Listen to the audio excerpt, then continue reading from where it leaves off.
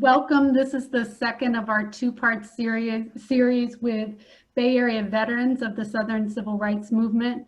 I'm Rachel Reinhardt, and I direct the UC Berkeley History Social Science Project. And so I will be facilitating today's panel. My colleagues Shelley and Thwen are here behind the scenes to help us move through the day or the afternoon smoothly. And we have six veterans with us today: Chude Allen, Cole Bridgeforth, Miriam Glickman, Bruce Hartford, Marion Kwan, and Jean Turretts.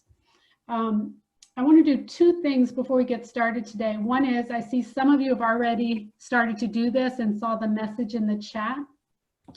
But if you could rename yourself, what this means is bringing your cursor to the upper right-hand corner of your video, selecting rename, and then typing either an E, a M, or an H in front of your name.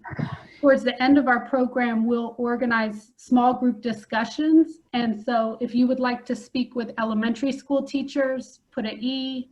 If you'd like to speak with middle school teachers, add an M, and high school an H. If you put it at the beginning, it just helps us sort the groupings more easily. So I'll have this slide later on, but just an early housekeeping. And then the other thing is, I'll be sharing my screen right now at the beginning, but once the panel starts, we'll invite you to turn off your video and to mute yourselves so that we can see the panelists and the speakers more prominently. So the other business thing I wanted to do was to launch a poll to see who was in the room. So a poll should have appeared in front of you. And if you can just take 10 seconds to answer the 3 questions: what best describes your location, what best describes your professional role, and did you attend Tuesday's session? That'll give us a sense of who's here and what you've heard.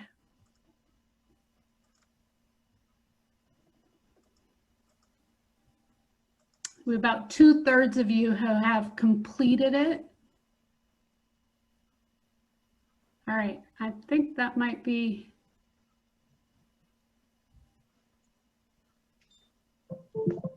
So I'm going to end the poll and share the results. So 2/3 of you are from Northern California. We have a good chunk of history teachers, some elementary and some middle, and some instructional leaders. A few none of the above, that was an added category, and 3 veterans of the Civil Rights Movement who might be our panelists or could be in attendance. And then most of you attended Tuesday's session. And so based on that, I'm going to move quickly through these introductory slides, but we'll use them to ground ourselves in our purpose. And so again, want to acknowledge the passing in recent weeks of a number of movement elders, including John Lewis, who talked about getting in good trouble. But also what was reinforced in Tuesday's conversation was, I think somebody said, the movement makes the leaders. And so thinking about the broad range of movement people, from Emma Sanders, who got involved in Democratic politics through the Mississippi Freedom Democratic Party, C.T. Vivian, who was emblematic of the ministerial leadership, Constance Curry, who worked with the National Students Administration and was a chronicler of a lot of the grassroots leaders in the movement, and Charles Evers, Medgar Evers' brother, who assumed some political leadership in Mississippi following the assassination of his brother. And so wanting to acknowledge the passing of these people whose names many of you may know and others may not. And so along those lines, the Bay Area veterans of the Civil Rights Movement are a group of people who've self-organized based on their having gone to the South as young people during the height of the freedom struggle in the 1960s, and reuniting in the Bay Area to build community with themselves, but also to share their stories with others. One of the ways that they do that is by sharing their stories with young people and going to classrooms. And so when they were approached us about potentially collaborating, I saw a webinar with teachers as a way to foster a broad range of relationships with educators that might lead to some classroom visits in this disrupted learning time. And so to keep that in mind, and contact information will be shared with you later.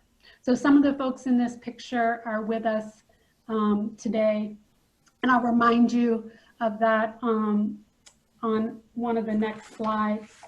But this is we're going to use the same format we used on Tuesday.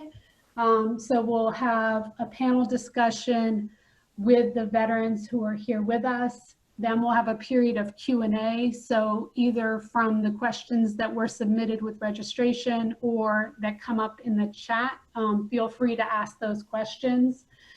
Then we'll have a bit more of presentation from the veterans and allowing time for you to again go into grade level groups and think about what this means for your instruction. We tried to emphasize, and it's, you know, it's a murky moving line, but tried to emphasize in the first session the experiences that the veterans had in the summer movement, the activities that they were involved in. And then in this second session, we wanted to focus on what are the mechanisms of change making that they learned as a result of being in the movement, and how being in the movement impacted the choices they made later in their life. And I think this came up on Tuesday, but thinking about the risk taking and what that means on an individual level. So just a reminder of who is with us today. We have Chude Allen, who is a Freedom School teacher in Holly Springs, Mississippi. And prior to going to Mississippi, she had served as a student, exchange student at Spelman College, a historically Black college in Atlanta. She coordinates the Veterans of the Civil Rights Movement speaker group. Cole Bridgeforth worked for SNCC in Starkville, Mississippi from the summer of 1964 through the spring of 1965. And he was a student at Knoxville College in Tennessee when he was recruited to work in voter registration, but was originally from California. Miriam Glickman first worked with SNCC in Albany, Georgia in the summer of 1963. And she worked with project leader Charles Sherrod, who was among the first SNCC field secretary to work with racially integrated groups of civil rights workers. And so that was one of the things that came up in her comments on Tuesday about the riskiness from the movement side, perceived risk from the movement side of sending integrated groups of civil rights workers into Deep South communities. Bruce Hartford was active in the civil rights movement in Los Angeles before going south. He was on the field staff of the Southern Christian Leadership Conference and worked in voter registration and desegregation in Alabama and Mississippi. When he came back to California, he was at San Francisco City College during the Third World Strike and organized against the Vietnam War. And he talked on Tuesday about some of the civil rights activities that he was involved with in California in terms of integrating establishments here.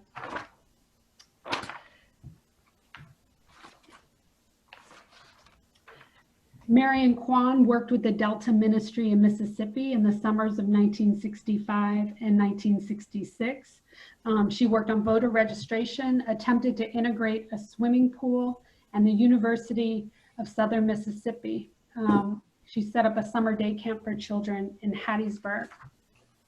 And Jean Turitz worked with the Friends of SNCC in Berkeley and San Francisco from 1963 to 67. The Friends of SNCC was a support group in fundraising and sharing of information outside of the South. He spent the summer of 1965 working primarily in Batesville, Panola County, Mississippi, and talked a bit about that on Tuesday in terms of the trust and risk-taking that was established with local people. So those are our 6 veterans who are here with us today.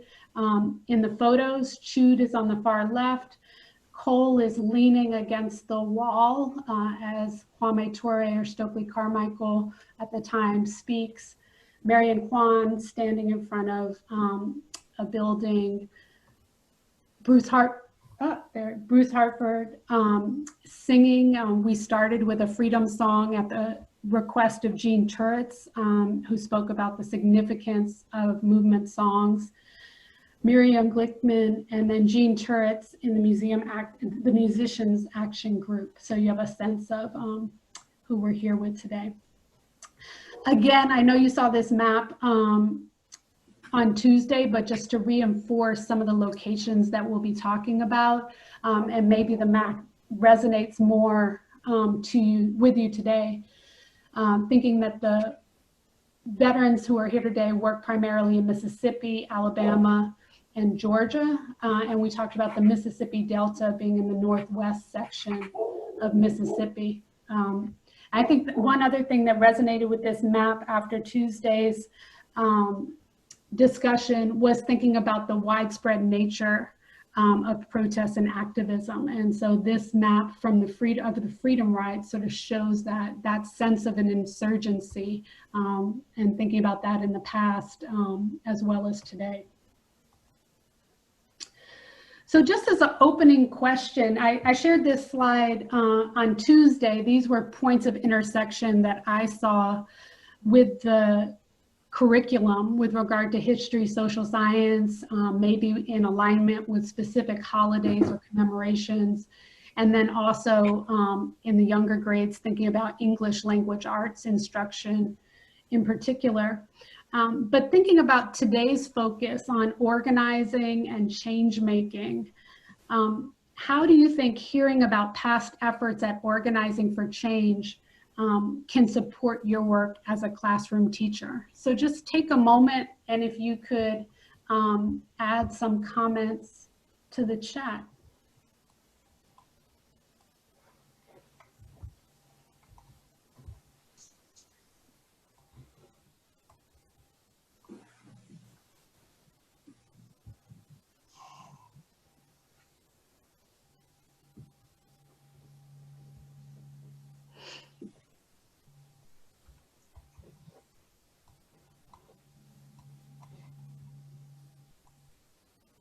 So what are you thinking you'll get today? What will learning about change making help you with as a classroom teacher? It doesn't have to be a complete sentence. It doesn't have to be a well thought about paragraph. Just a couple of words to give us a sense of what you're thinking about as we start the conversation today. So valuable connection, thinking about ongoing issues, how actions happen, how to sort of expand the stories we share via classroom libraries, working with student leaders and organizers.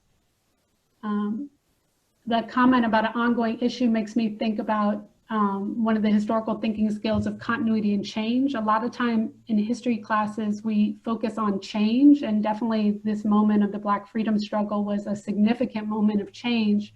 But it can also be useful to focus in on the continuities. What are the continuities of the past, be they good ones or bad ones? Civic engagement with regard to students, giving students models. Awesome. And real life testimonials. Thank you for sharing. This is really helpful, I think, for both me and for the panelists, so thanks for that. So with that, I am going to stop sharing my screen, and you will get to see the real life faces of the folks who are with us today.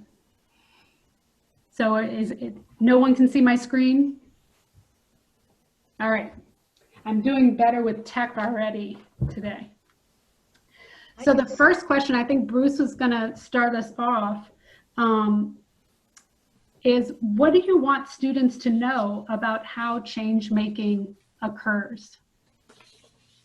Well, as I mentioned last Tuesday, what I learned from the freedom movement is that despite the way I was taught in school, most social change is actually forced up from below by mass movements. People power is what we call it today. We didn't have that term. Cole referred to, last Tuesday, Cole referred to the famous Margaret Mead quotation, "Never doubt that a small group of thoughtful, committed citizens can change the world. Indeed, it is the only thing that ever has." Picking up on that, I'll add that what the freedom movement taught me is that she's right. So long as you add that the small group has to eventually win mass support for their ideas. Small groups that take actions which alienate or frighten the very people whose support they need, they don't change the world. Which is why nonviolent tactics are, in my opinion, are so much more effective than tactics of violence and hate. But building mass support requires planning, strategy, and the self-discipline to present a unified message. It takes a mass movement, mass support, to force change up from below, but it does not necessarily require majority support. In the 1960s, in no state in America would American voters have approved the Civil Rights Act of 1964. In liberal California in the 1960s, voters twice voted by more than 2/3 to maintain housing and maintain school segregation. As late as 1996, California voted against using affirmative action to mitigate racial discrimination. There's a measure on this ballot coming up November to finally overturn that referendum. And I'm going to be very interested and curious to see what happens. Yet even without a voting majority, an organized and strategic mass freedom movement, we had enough mass support to both change our nation's culture and to force Congress to enact 3 major pieces of legislation that forever changed the face of America. So that what I'm saying is that you need mass support, but you don't necessarily have to have a voting majority. Now, one of the things I learned was that in building that mass support that you need, strategic audacity and calm determination are far more effective at making change than hate and rage. What made the Southern lunch counter sit-ins so powerful was not that they were loud or violent, they weren't. It was that they had the audacity to assert their rights rather than ask or plead for them. And to do so with courage and determination, but also with courtesy and calm strategy. The principle I learned was you do not ask for your human rights, you assert them. When we protested job discrimination at Bank of America in Los Angeles, for example, we audaciously blocked up the teller lines by slowly counting out our pennies. 1, 2, 3, 4. That was more effective than shouting slogans at them or breaking their windows. At Lucky Markets in Oakland, we filled up our shopping carts with groceries, went through the checkout line, waited for them to bag what we had bought, and then when presented with the bill, we pointed out the window at the picket line and said, "Oh, hey, wait, I see you racially discriminate. I ain't gonna spend my money here." And we walked out. Audacity, determination, creativity, not anger, hate, and violence, won both of those campaigns, which is why when you go into a Bank of America or any bank in California, you'll see people working there of all colors and races. That was not true before the Civil Rights Movement waged that campaign. So I'll stop there. So what I heard Bruce talk about was this notion of strategic audacity, which I hadn't heard that phrase before. I really appreciate that phrase. And the creativity of disruption. Can you talk a bit more, Bruce, about the California campaigns like the Lucky or the Bank of America in terms of what it meant to disrupt and how those strategies were how people came to those strategies, what it felt like in that moment to be a disruptor? Well, what it felt like was terribly scary and wonderfully exhilarating. And particularly because we did things with humor.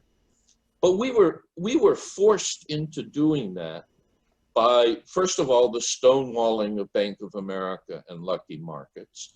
Second of all, basically a blockade on media coverage. They wouldn't cover our protests. So we needed to find something that didn't rely on the press, something that would get people talking. Hey, did you hear what those people did? They filled up all the shopping carts and then walked out. Or I was in that line and this idiot up ahead was delaying everything, counting out his pennies. That caused a lot of buzz. And suddenly the radio talk shows were saying, "Oh my God, there was a cake that was crushed at the bottom of the shopping cart. That's property damage." And other people would say, "Well, what about the damage of racial discrimination? You can't get a job."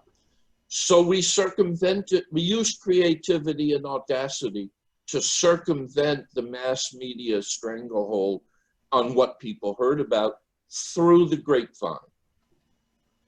And I got lost. Did I answer your whole question? Yeah, no, that's perfect. And I think it reinforces something I've been thinking about a lot over the last couple of years, is how in history classes we can reinforce and sort of build muscle around creative thinking, because it's the creative thinking, right, that imagines the new way of being. Miriam, what do you want students to know about how change making occurs? And is there, do you agree with what Bruce said? Is that the only way forward? Let me add an example to what Bruce said. I loved what he said.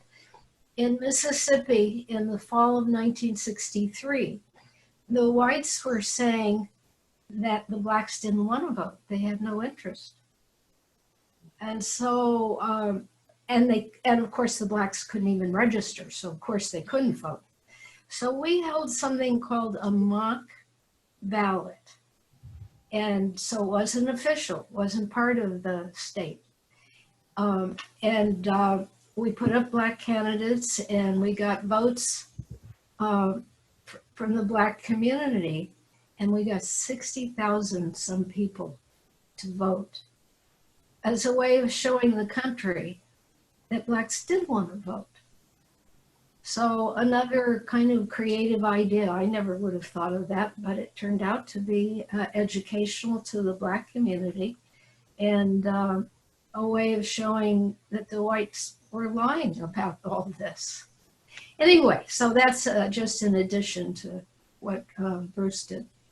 I wanted to share with the teachers what I did. I was called a field secretary, and that's the very bottom level of a civil rights worker. I lived with black families in the black communities, and what I did was community organizing, and SNCC taught us how to do that. So I went with a partner every day and knocked on doors in the black community. And some people would not come and answer their doors. Some people came to the window and pulled the shade a little to see who it was. But some people opened their doors to us. And we would be invited in, and we would try to find out what issues were important to that family. What change did they want? What were they thinking about in terms of the movement? Not what Martin Luther King was saying. What was that family wanting? And then we took that information back to the leaders in our community, and that gave them good insight into what was important that they could then follow up on. And we also, when we were talking to people, encouraged them to come to the mass meetings, which were held almost every night, where the leaders, which, now remember I said I was not a leader, I was an organizer. The leaders would try to get them to act on what the issues were and try to achieve something. So I want to just say that learning how to organize helped me when I lived in the suburbs of California. And at that time in my life, I had 2 preschool kids, and we lived on a busy street. So I took my skills at community organizing, and a friend and I went door to door in the community to see what people wanted to do. And we decided on trying to get a stop sign to slow the traffic. And darn it, nobody else in the city was getting stop signs. We got 2. So being a community organizer is a good skill to have. Now, I want to digress for a minute about teaching the movement. There were so many aspects of the movement that any interest the students have, they could follow up. Music was hugely important. There was a theater. In Mississippi, a lot of the black adults had never been taught to read. So they had a theater group that went around and talked about the movement. There was poetry, photography. There is wonderful information on our website about different local groups or local kids, what they did. So there's plenty out there for whatever interests the students have to link into the movement. Can I ask a follow-up? Yes. So early on, when you were talking about SNCC taught you how to organize, what did that teaching look like? How were you prepared to go into a community and canvas, or whatever the other responsibilities you had? There was a center, somebody can correct me, but I think it was in Tennessee, called Highlander. They took us there and they talked to us about, I guess we'd call it active listening. So we never went into somebody's house and said, here's what we're going to do. Here's what we think is important. here's what we want you to do. We just didn't do that. We went in and we listened. But they taught us. They trained us in how to do that. And so you worked with Charles Sherrod in Georgia. What was he like as a leader or organizer? What did you learn from him? Sherrod was special because he was, I think, the first in the Deep South to have white students on his project. And he didn't tell us why for about 50 years. Then I heard him speak, and he said he had to think outside the box because nothing was improving in his community.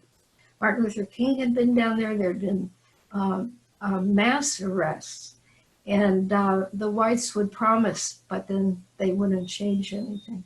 So he said to himself that he knew of no Black people in the South whose families had trust funds, but he knew there were some whites that did. He knew of no Blacks in the South that could call their congressman and their congressman would get on the phone. But he knew that there were whites that did. And what was the third thing? Oh, a Black person could get killed in the South and it wouldn't make news. But if a white person did, it would. So he decided to have some whites on his staff and part of his project. And in fact, that's what happened, what he predicted. And so on some, I never heard that. It took him a while to tell us that. I didn't hear it until 50 years later. Well, it's interesting to me because what year is that, Miriam? 1963, the summer of 63. So that's predating Freedom Summer, where the same arguments were made in Mississippi, or similar arguments. Yeah. But it was a way of countering the power that the whites in Mississippi had with the children of the elite from the North. I mean, for the mock vote I was describing, they recruited from Stanford and I think Yale. They were very deliberate about that. Thank you. You're welcome. In terms of encouraging students, when we speak to students in the high school level, the kids will come up afterwards and tell us what they're working on. I mean, some are working on the environments and climate change, and some are working on gay rights. And so I would encourage teachers to look at where the students are and what their interests are, and then maybe link back to what we did. Marian, what are you thinking in terms of what students should know, and what did you notice about change making as a result of the events you were involved in? Actually, I have a bird's eye view immediately from that question. I was thinking of my early involvement in marches, for example, and rallies. In the early times, outside of the South, I remember marches were not only in the South, but when I went to the North, and when we got finally involved in, for example, the anti-Vietnam War, the marches that I was used to were black and white marches, or they were white male marches. And what struck me now in terms of change is that the day after the inauguration of President Trump, there was a Million Women March. And in that march, when I was part of it in Oakland, in that march, there were so many diverse people from all over. There were also because it was a women's march, there were also a lot of boyfriends and a lot of men in the marches.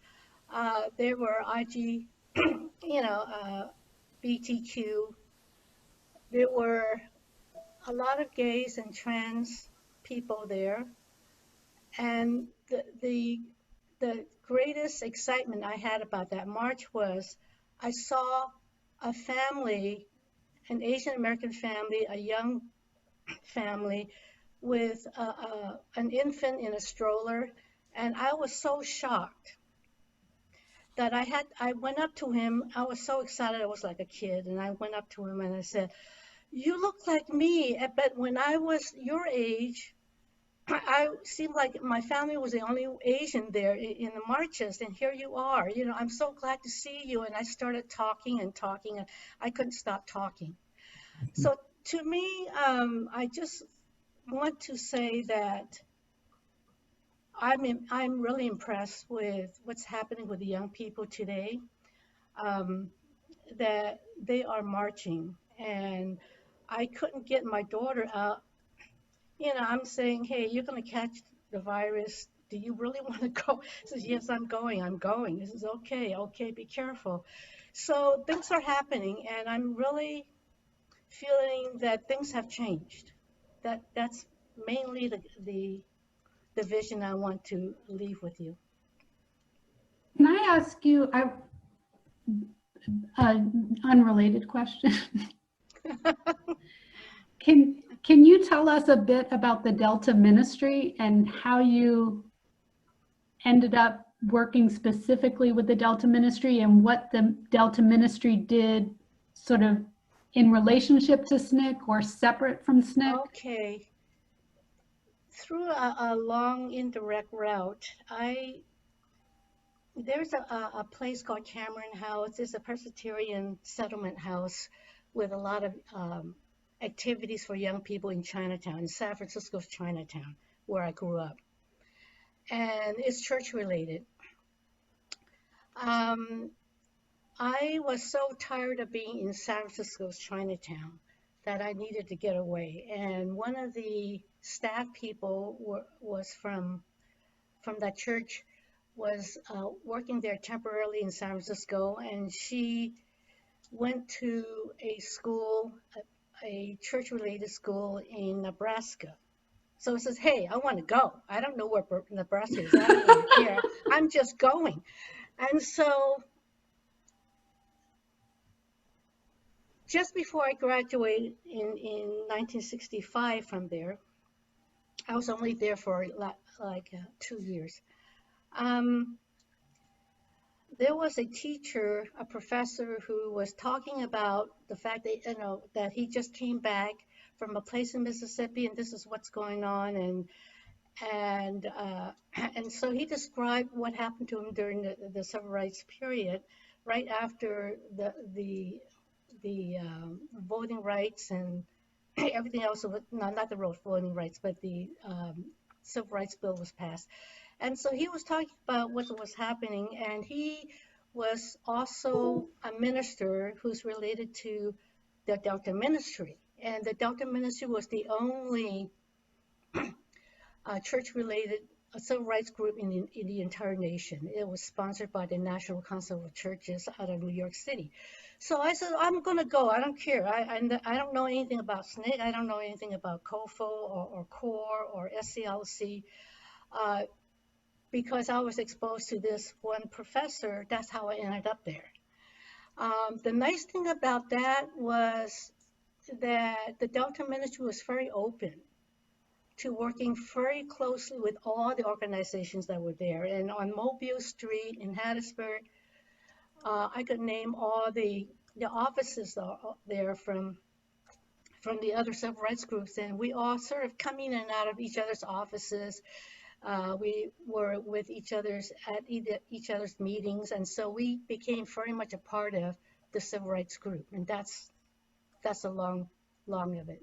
Thank you. I think we've all grown in our understanding of how you ended up in Mississippi and what the Delta Ministry was. Thank you.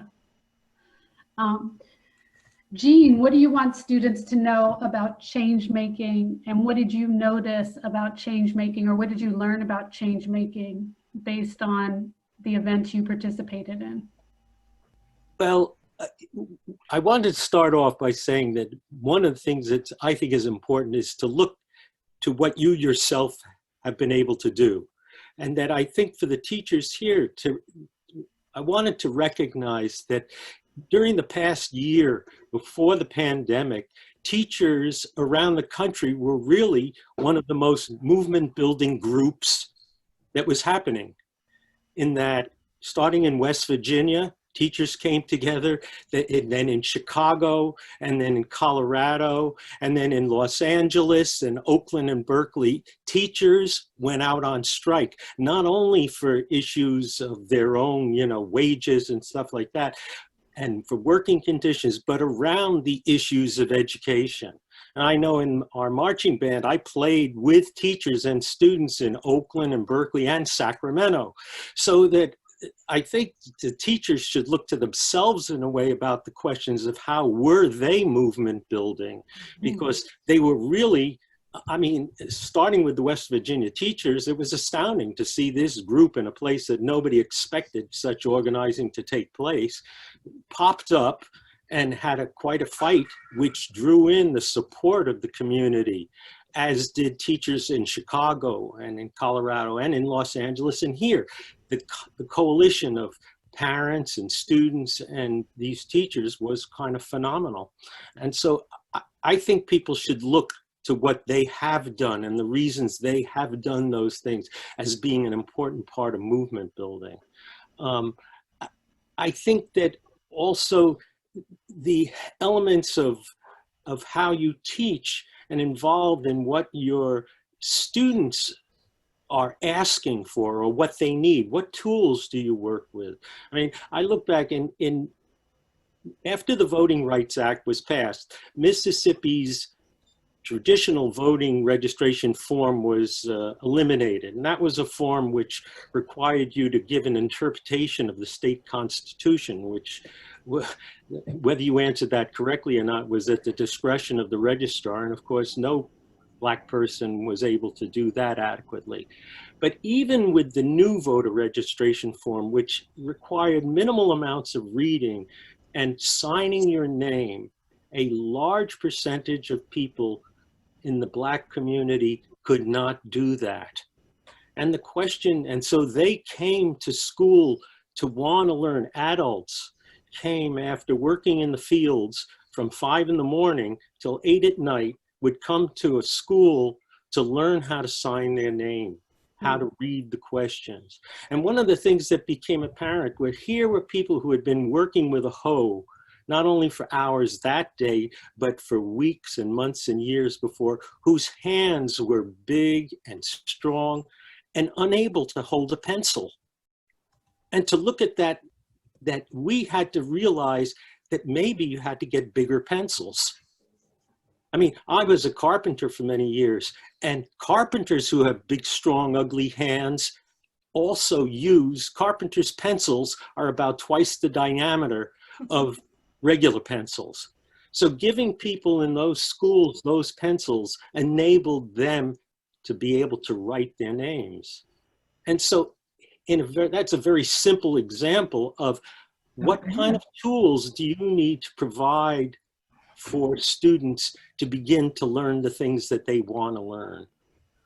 So, and I think you build a movement completely by understanding those questions, those issues of what is important, as Miriam said originally, about what is important to listen, to hear, what is important to people in the community, and then to work in developing the tools that enable them to do these things. And I don't know if I should go on. Another little story is about in Batesville, one of the things people did was they organized an agricultural co-op. Now that came out of, in some ways, around the struggle for school desegregation. Because when the schools did become desegregated at the beginning, in the fall of 1965, what parents began to realize, and there's a wonderful booklet which you can find on our website, which is 2 booklets that were produced by people in the county, by the farmers in the county. And what they realized, and it's written in this book, and it's wonderful to hear, I'll read a little bit from it. It said, in Panola County, Mississippi, our children used to go to school in split session. They would go some in the winter and some in the summer. It seems like the white man holds all of us, even our children, responsible for picking his cotton. Why else did our children have to split up their schooling and go in the hot summer while white folks' children started in September? A lot of us parents didn't like the idea of split sessions. What can you learn when your schooling is all split up? So this year, 1965, the school board finally decided to have our kids start school in September. We were glad our children were starting school in September, but now it meant that probably just 1 or 2 people would be home to pick the cotton. No one farmer can afford to buy that equipment alone. We've got to get together. Everybody says that farmers are independent and too hard to get together. Well, there comes a time when you're too small to stand alone. When that time comes, it's time to cooperate ourselves. So you have this whole struggle, which is around schools, but which comes as a struggle for survival. What do you do?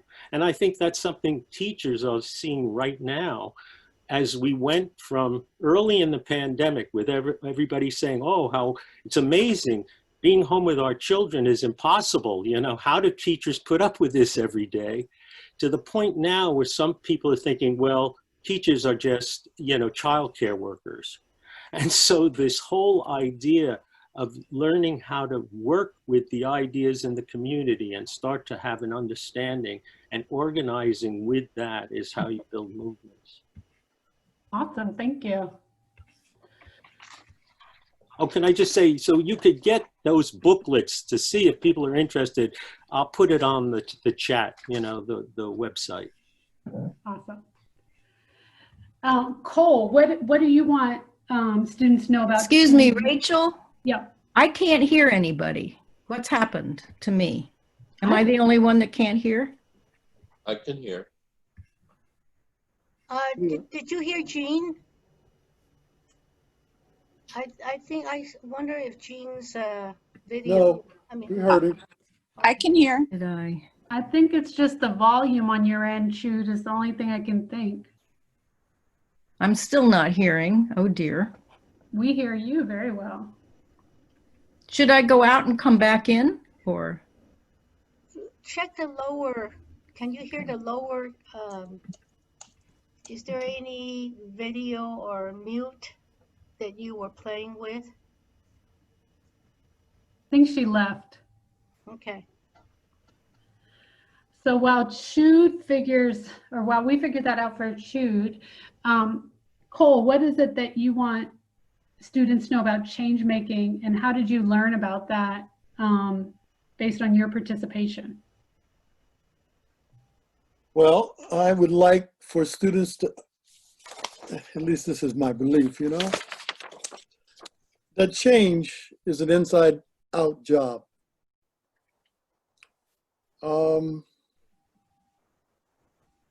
It's really a journey that you make. It helps to have allies, and a lot of these things take me in weird directions, because it was only in the last 5 or 6 years that I realized that when I went to Mississippi, there were like close to 1,000 kids who went. Only about 50 of us were Black. And if you read Julian Bond's speech from 2014, you realize that if the 50 of us, or even 1,000 Black people had gone to Mississippi, they'd have put us in the rivers. We needed to have allies. And the folks that joined me on this panel were our allies. And I think it's an important distinction for students to understand. I think, of course, the Underground Railroad, where whites participated, they were allies. So, one, you're not going to make change alone. Just not that. Of course, there is what I like to call an act, learn, or act, develop, then act again at a more aware level kind of cycle. That is, if you take a step, something's going to happen. Often, systems of repression push back. Mm-hmm. You now have a choice. And at every step of the way, you have a choice. So I think making change is a personal decision. Group support can certainly make it easier, but your actions are yours alone. Social activism can be a lonely place. And my favorite line, freedom is not free. Martin Luther King talked about the arc of history. Y'all have heard that quote. I wish I knew where it was. I do somewhere, I don't care. But the arc of history only bends toward justice if we bend it. There are plenty of folks who really want to continue to exploit us. It's profitable, and they really don't care about our lives. So you have to decide what is worth fighting for. Maybe it's for your children. You're born and unborn. Maybe it's so that you see a guy like in Minnesota kill George Floyd, murder him in front of you, and maybe you just can't tolerate that in your world. Maybe it's time to be an American, as we like to describe ourselves. Everybody's got their own trigger point. And what we are living in right now is such an extraordinary time. I'm sure my panelists are like me. We've hoped and prayed for this moment. But the end is not written. Bob Moses talks about every state in 5 years or so, there's a lurch forward or a lurch back. And if we lose this election, I'm pretty sure we're going to lurch backward as a country. If we win the election, the winner gets to write history. We like that. So I just think that this is not a spectator sport. Everybody has to put their shoulders to the wall, to the breach, to break through. And the people who are most well-placed to help drive that are teachers. So listen to your students, tell them the truth as you know it. Sometimes I think it's not safe in certain districts and parents and all of that, but teachers are the most important activists I know. Can I ask you 2 questions and you choose one to answer? Yes, ma'am. So one possible is, when you were in Starkville, was there a moment where you felt you were sort of tested in terms of your ability to move forward, or you did something you couldn't have imagined doing before? Or there was a question in the chat about Bob Moses, and did you work with Bob when you were in Mississippi? Can you give folks a sense of who Bob was from your perspective as a 19-year-old? Well, I never worked with Bob in Mississippi. I was sitting those SNCC staff meetings and watch him sit off to the right on a stage, because we're in, auditorium kind of thing. And he had a yellow pad, and he would write down everything everyone said. And these meetings could go on until midnight, because we made decisions by consensus. But he would write down everything everybody said. And at some point, he would speak. And of course, the room would go silent. For me, he was my hero. I mean, I'd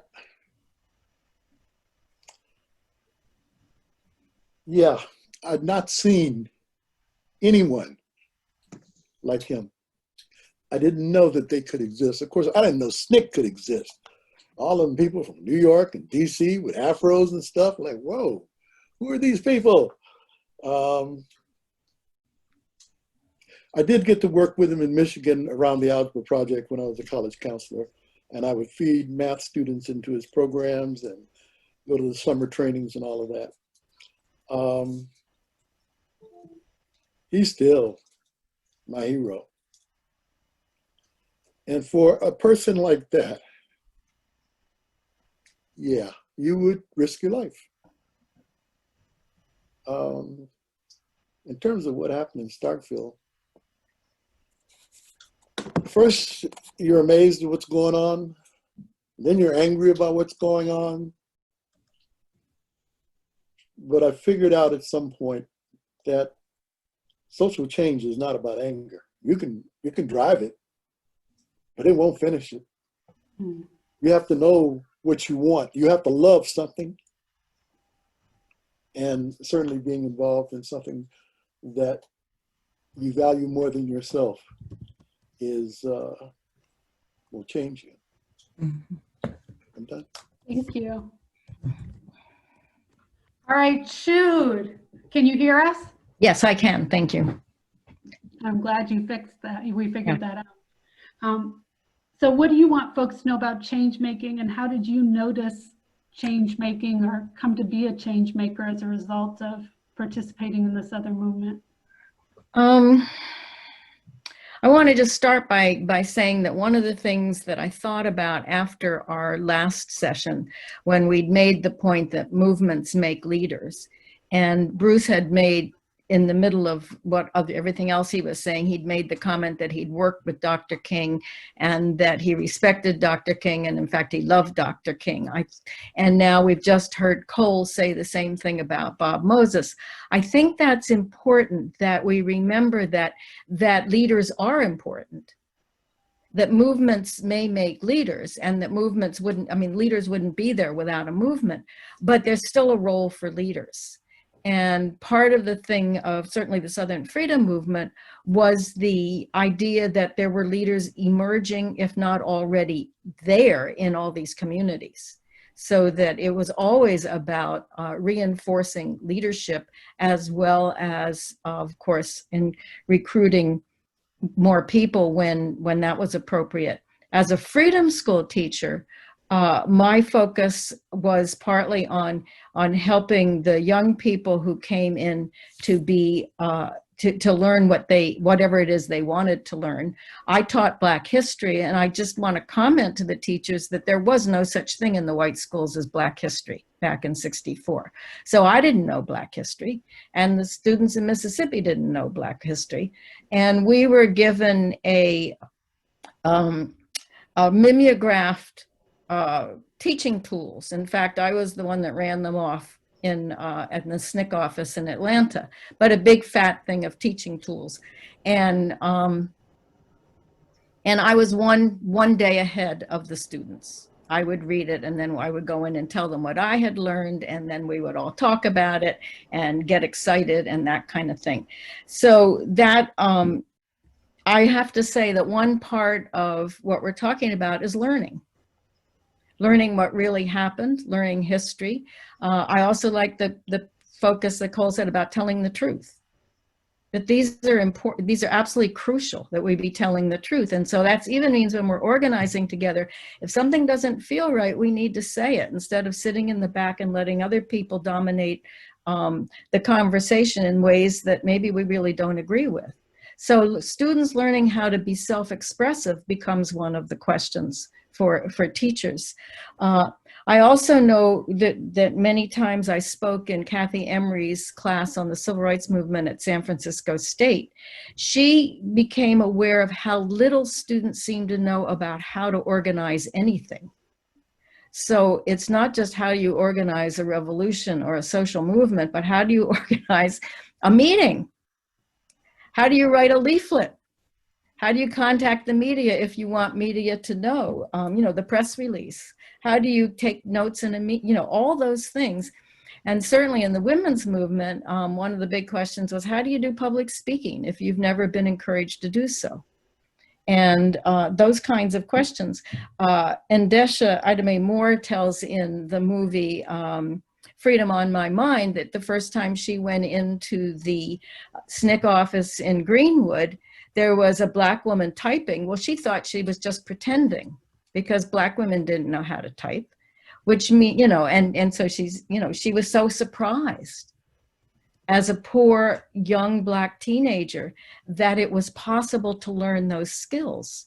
So I don't see these as minor. I see these as rather major things in building a movement. These are skills.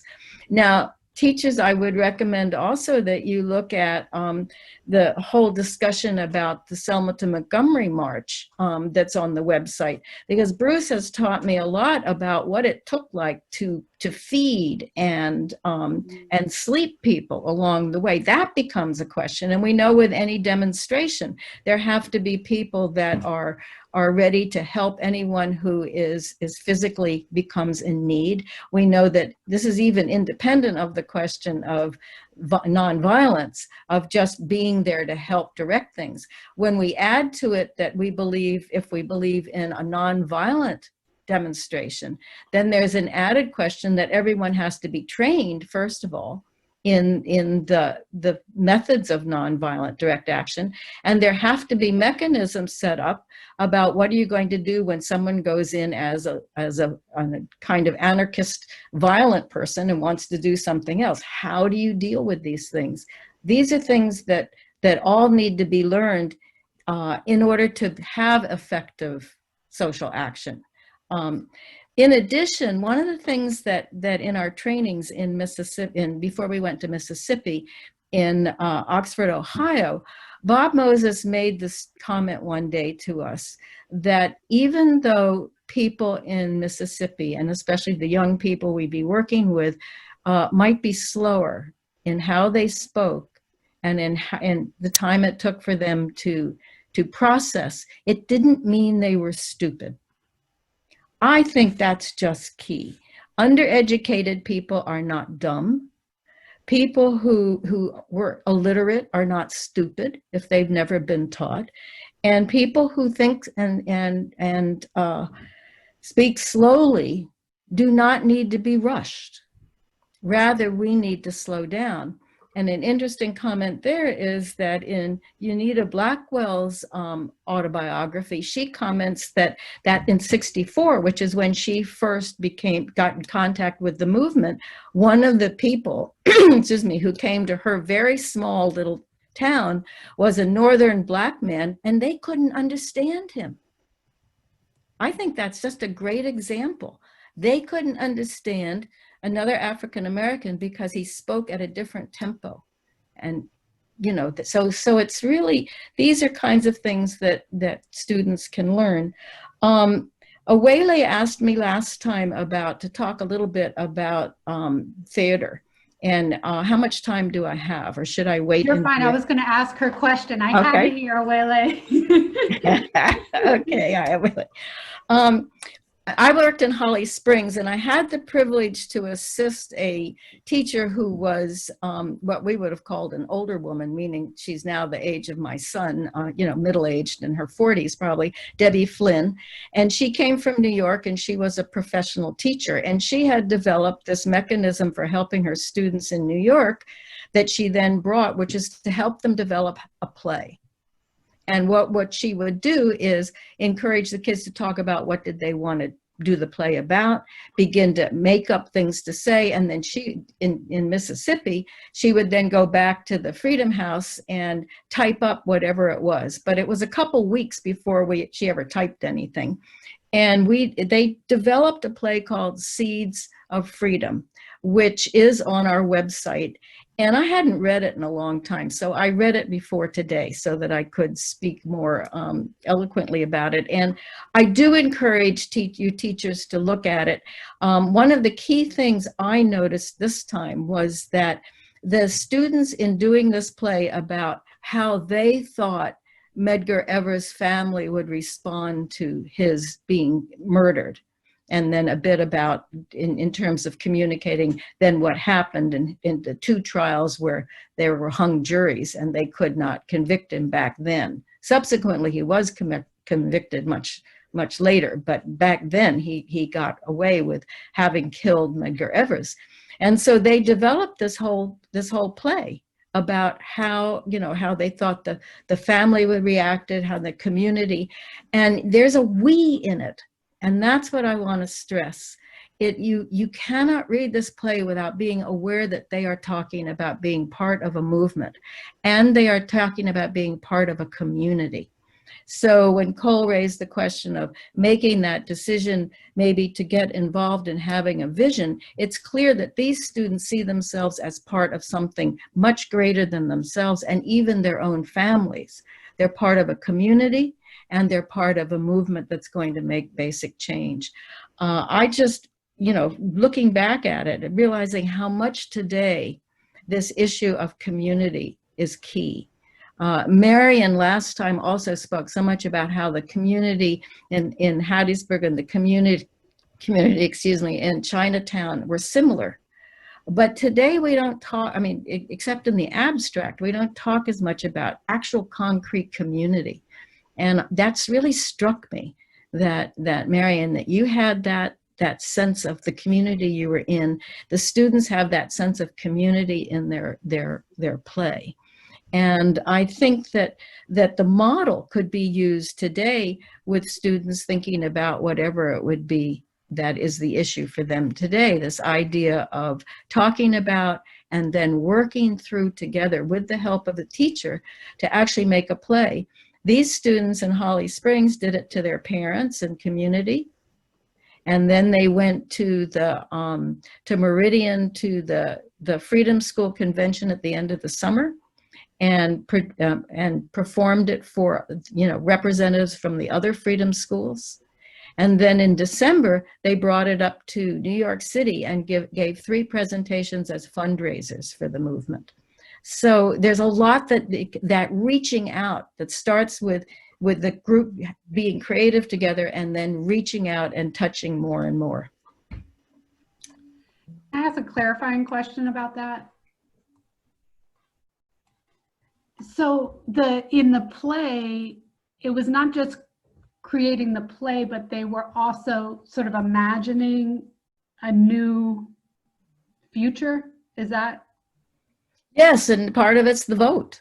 There is this, it's about getting the vote so that people can have, can have power in their communities. But it's also about the, in doing the play about Medgar dying in the family, they're also looking at the question of hate. And they had Ron DeBerry, who played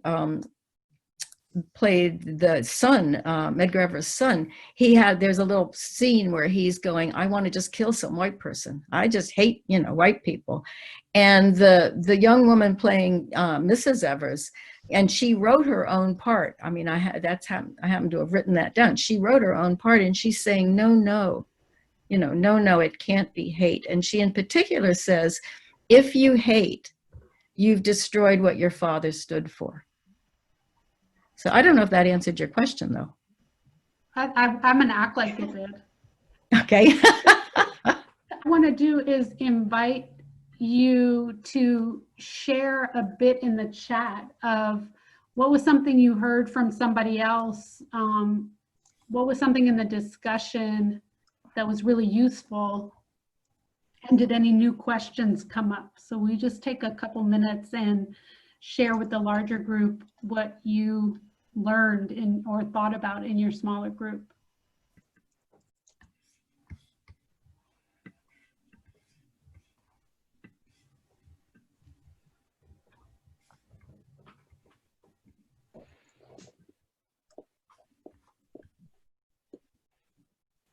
And again, they don't have to be complete sentences, doesn't have to be publishable. It's just what's top of mind for you right now after processing with your colleagues, your grade level colleagues?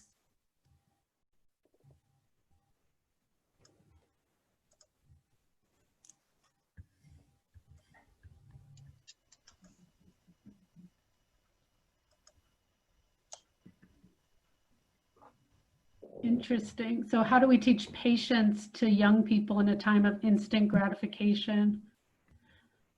I was thinking about that when maybe it was Miriam or Jude were talking about learning the skills of writing a flyer and sort of the slowing down and the pieces. What else was talked about in the small groups?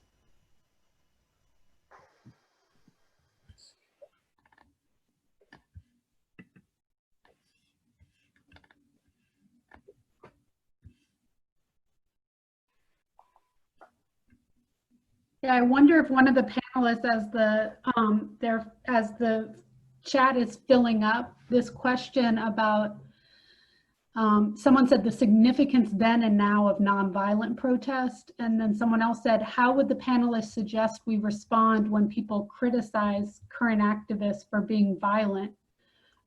Bruce talked a fair amount about nonviolence. I wonder what, if anyone else sort of wants to take that on in terms of thinking about nonviolent protest as a strategy or as a way of being in relationship to quote unquote violent activities.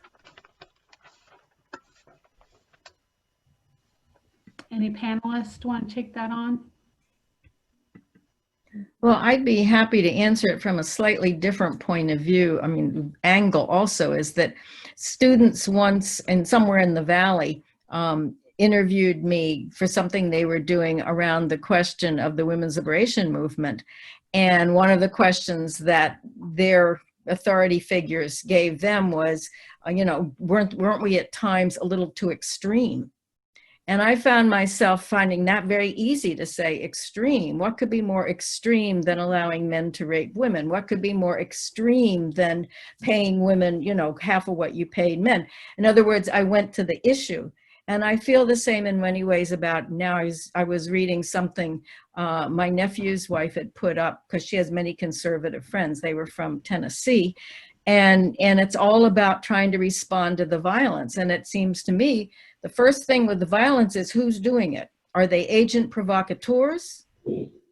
That's the first question. From the 60s and the 70s, we know that a lot of the times when there's violence and stuff, it's coming from people who want to discredit the movement. So that becomes a question. And another question is, you know, if we're sitting around a table and somebody says, oh yes, but they shouldn't be doing A, B, and C, there's also the question of, well, what is the issue? Because isn't this what happened with Colin Kaepernick? He took a knee very respectfully during the song, and everybody focuses on what he did and not the racism he was talking about. So that's at least one way to approach it, is that when people start complaining about the violence or the this and that, is it's not clear who's doing it. And number two, why is there a demonstration going on? How much violence is being done in the status quo? Thank you, Jean. I'll ask one more question from the chat. Someone wrote, we talked about how to integrate change making. Wait, no, it moved. We were focusing on students going to marches and how to get them some nonviolent training for their self-protection. And I just wonder if anyone from the panel could talk about, did you receive specific training in nonviolence? I mean, I know there was, very disciplined training coming out of Nashville, but did you all have specific training about what it meant to act nonviolently? And what was that like? Oh, yes, definitely. Most definitely. Training in nonviolence is this enormous range of schools and training and types, much of which still exists today and can be found on the web.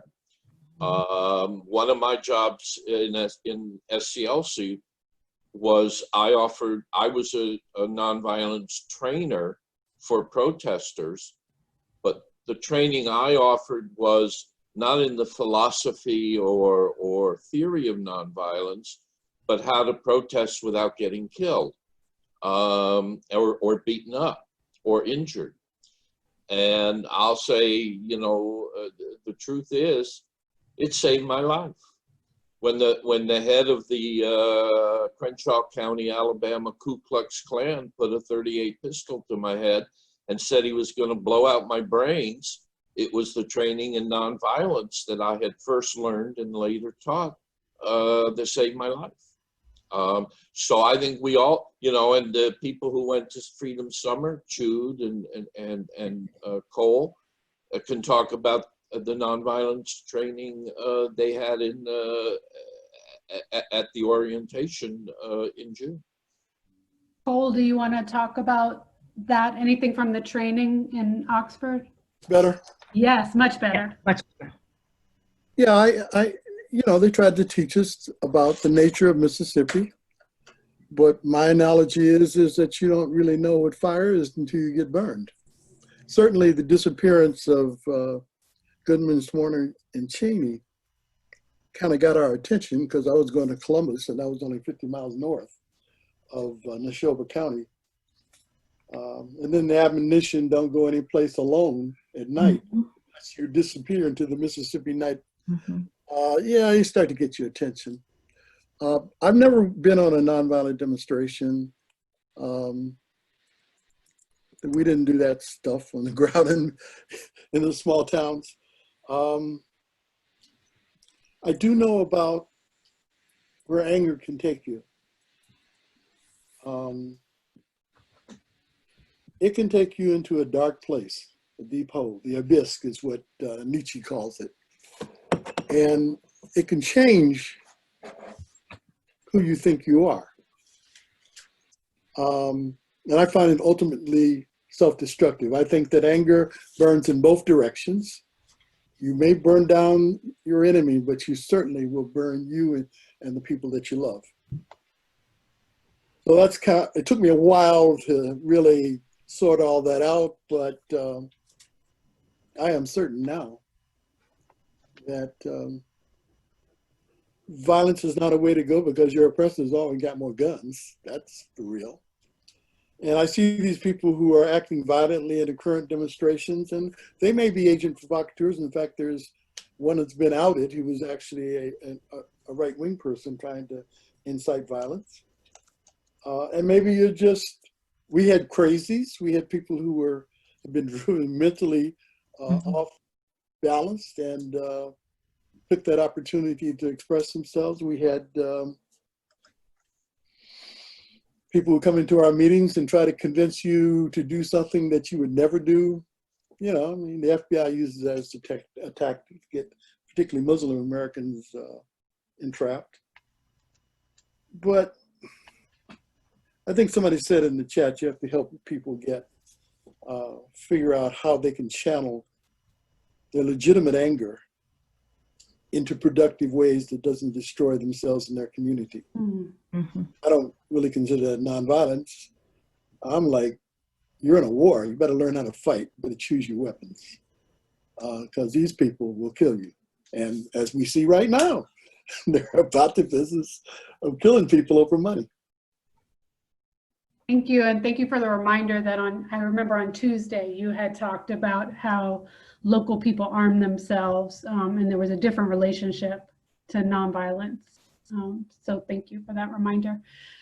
When you all were in the breakout rooms, the veterans were taking a break of sorts, but we agreed that we'd sort of go around and each of them would share just their final points with regard to all they were thinking about in preparation for these 2 days, and what's the final piece of information they want to share, or something that they had wanted to say that they haven't yet been able to. So yes, Cole, before I call on Marion. Okay. So one of the things that's important to me about teaching students about social change is to emphasize the agency of people of color in their own liberation. And also emphasize the gains that were made in this country by our push for liberation. You know, the 14th, 15th, 13th, 14th, and 15th Amendments drive, I guess, have guaranteed the rights of people beyond ourselves, guaranteed the rights of LGBTQ folks in the workplace. So I'm going to read just something really quick. Oh yes, the other thing is the importance of technology.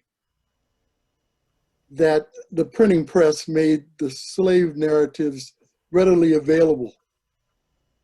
And that gave a lie to what slavery was all about in the United States, and really upset the Southern planters so much that they made some foolish decisions about succession.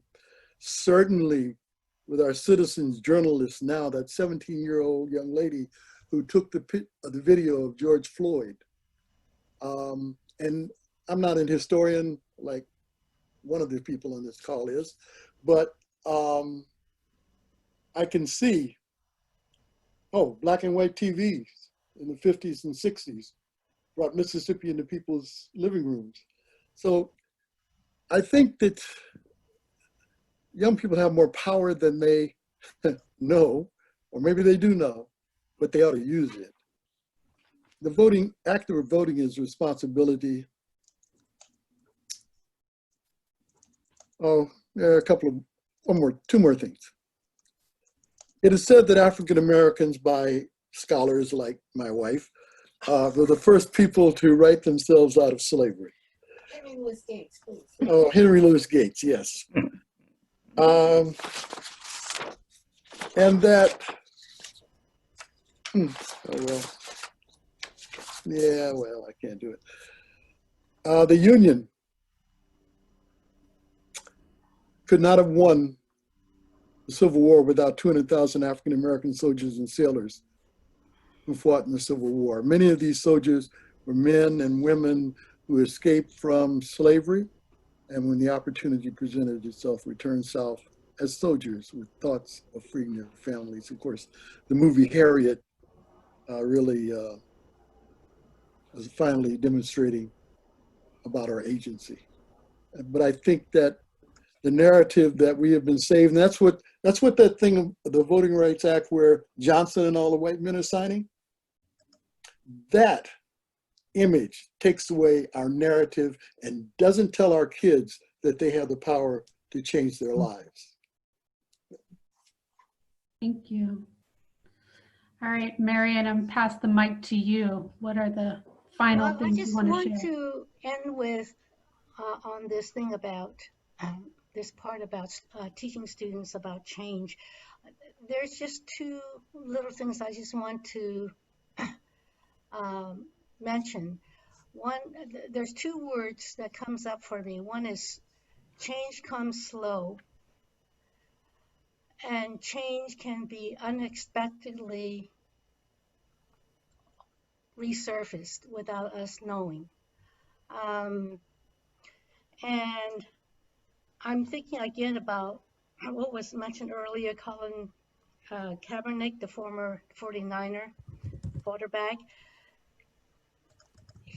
What he did had no significance to people until all of a sudden 4 years later, everybody's doing it, or everybody wants to pay attention to it. I think about the 1966 Voting Rights Act, and we are still struggling with it today.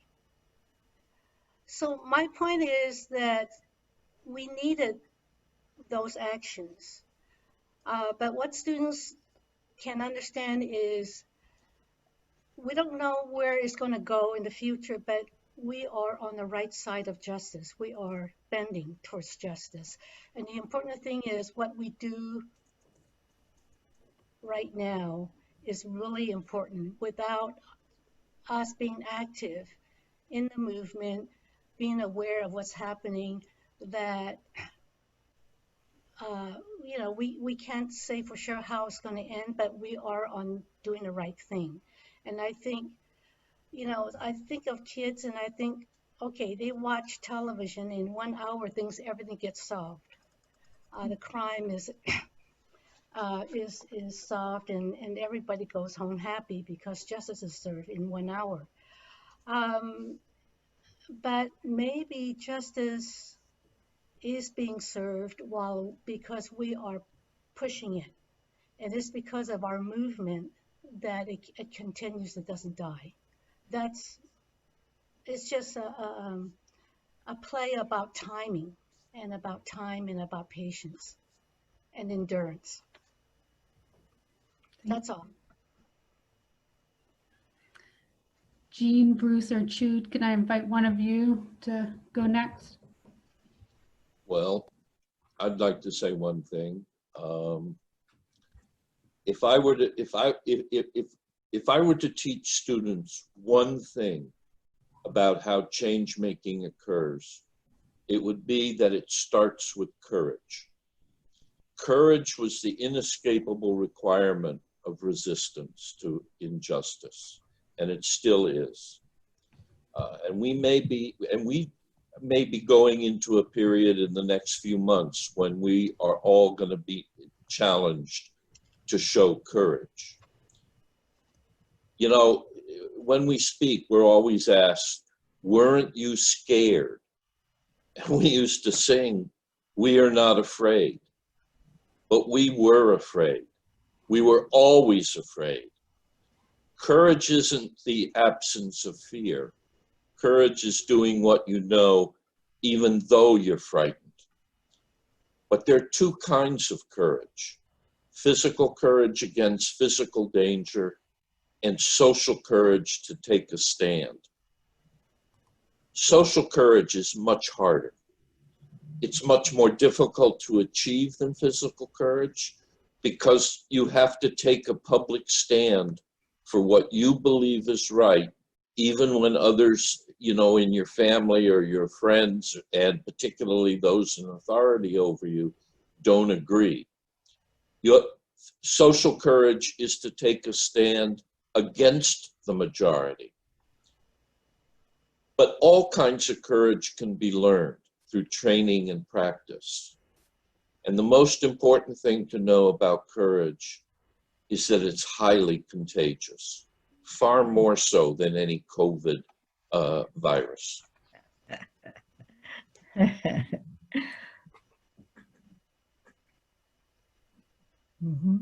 Jean or Jude? Well, I can go next. There are a couple of things I wanted to say. One is, and this comes not just from the Southern Freedom Movement, but then from also my experiences in other movements, is I wish somebody had told me that contradictions are normal. That there's all, I mean, you have these moments where the group has come together, we're really together, and then there's some disagreement and things are not the same. And nobody told me that. I mean, I didn't come from a lefty background. I didn't know these things.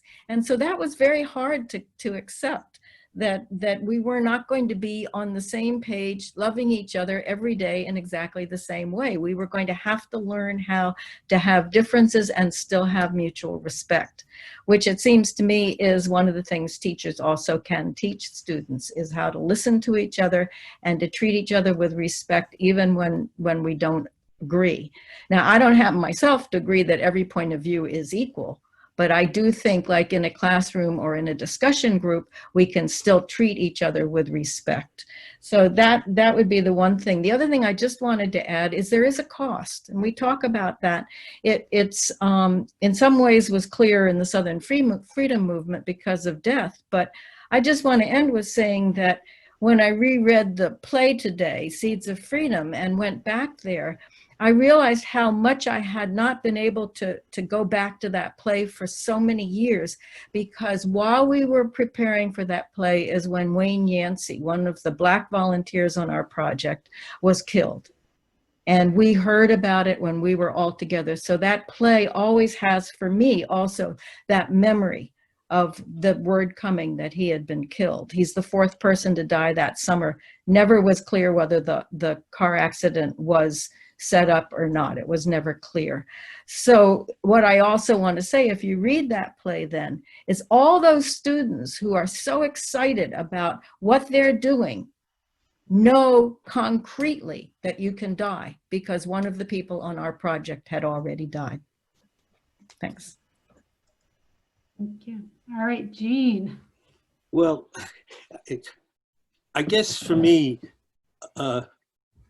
in trying to ask what are the short and long-term consequences and issues like that, that I don't want to supplant anything anybody else has said, but only add to, because I don't think we're saying different things. But one of the most important parts of what I learned and what I've tried to carry through is the idea of giving voice to the voiceless.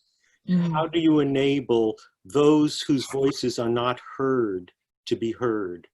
And I now work in a community organization where we are still struggling with a part of our community which is rarely listened to or heard.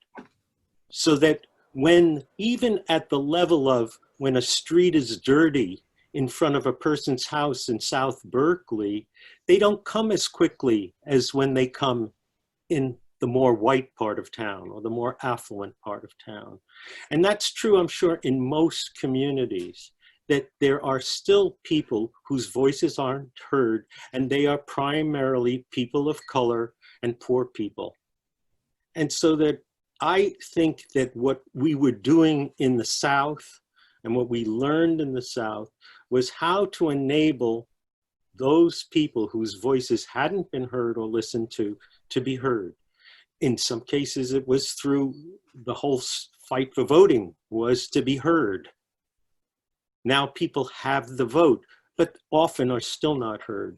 So that the issue is still the same. And I think in a classroom for a teacher, it's also how do you make those who are least heard heard? Somebody was talking about going to a meeting with Bob Moses. Well, one of the things that I always keep a little quip is he said, if you want everybody to talk in a meeting, the person who's running the meeting should be the most quiet person, because then everyone else will think they can speak. If you put the loudest person as the leader of the meeting, then no one will think, or only someone who wants to challenge that person will be willing to speak. But if you give leadership to the most quiet, other people will speak up. And it's a technique, but it is valuable in terms of our whole community. And we are still having that fight. And we have a lot of people whose voices are often heard. And to get them not be free with their ideas, but to give prominence to those who are little heard. Thank you for that, Jean. So with that, I'm going to share my screen again, and I'm going to invite all of you who are here to put your last words in the chat. So my prompt is, what's the most important thing you will share with your students? But what is the thing that you want to say out to this whole group right now? We asked the veterans to share their last thoughts. What are your last thoughts based on today's session, based on the combination of Tuesday and today? So just take a moment. Again, no perfect punctuation, no complete sentences, but just fill the chat box with what's sitting as most important for you right now.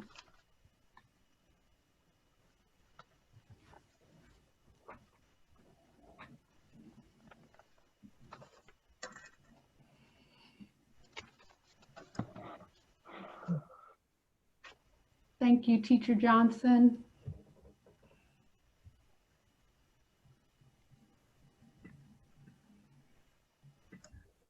So young people have more power. We can be energized by the freedom movement that came before. Change is hard, is as hard as I thought, but there's a clear path. Lots of thank yous and inspiration as teachers start the school year. The importance of solidarity, finding allies, and having courage.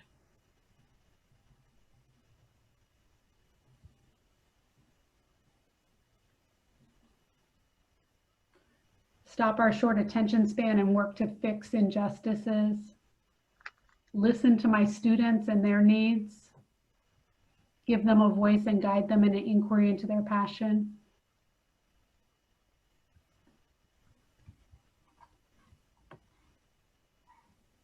And everyone can make a change. Thank you. I'm just going to go to this last slide while you all are still in the chat, just to remind you of the Civil Rights Movement Veterans website. I will send out to you an email with links of a number of the things that the panelists mentioned. We've been compiling that.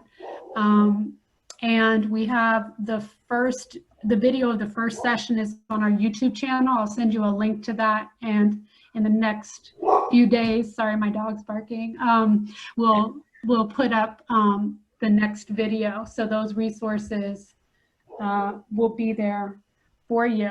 And so like we did last time, I'd like to invite you to put your view on grid and just take a look at everybody who's here and say thank you. And I give my thanks to you. I give my thanks to the panelists and to Glenn and Shelley who've been working behind the scenes. And I'll play one of the songs that Jean sent as we leave.